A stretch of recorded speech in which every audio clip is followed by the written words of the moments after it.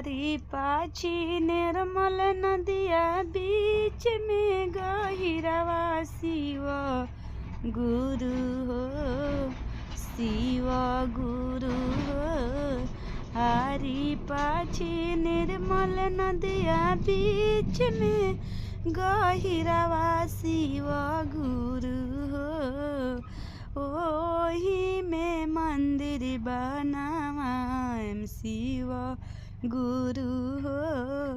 ओही में मंदिर बनावाएम शिव गुरु हो। पूजा करे चले ले जेठ की पतोहिया शिव गुरु हो।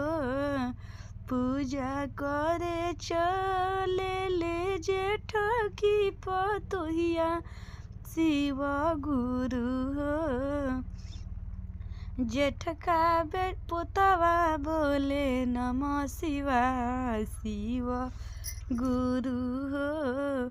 जेठ का पोतवा बोले नमः शिवाय शिव गुरु हो। आरी पाछी नरमा नदिया बीच में गहिरवा शिव गुरु हो। बीच में गहिरवा शिव गुरु हो।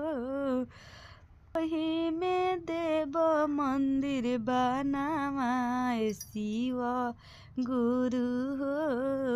ओही में देव मंदिर बनावाए शिव गुरु हो। पूजा करे चले ले मझिली पतोहिया शिव गुरु हो। पूजा करे चले ले मझिली पतोहिया शिव गुरु हो।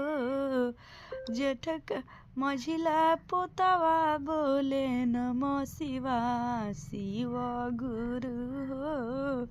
मझिला पोतवा बोले नमः शिवाय शिव गुरु हो। आरी पाछी नरमा नदिया बीच में गहिरवा शिव गुरु हो। बीच में गहिरवा शिव गुरु हो। शिव गुरु हो। जेठ ओही में मंदिर बनावाएम शिव गुरु हो। ओही में मंदिर बनावाएम शिव गुरु हो। पूजा करे चले ले छोट की पतोहिया शिव गुरु हो। पूजा करे चले ले छोट की पतोहिया शिव गुरु हो। छोटा का बेटवा बोले नमः शिवाय शिव गुरु हो। छोटा का बेटवा बोले नमः शिवाय शिव गुरु हो। छोटा का बेटवा बोले नमः शिवाय शिव गुरु हो। आरी पाछी नर्मदा नदिया बीच में गहिरवा शिव गुरु हो। बीच में गहिरवा शिव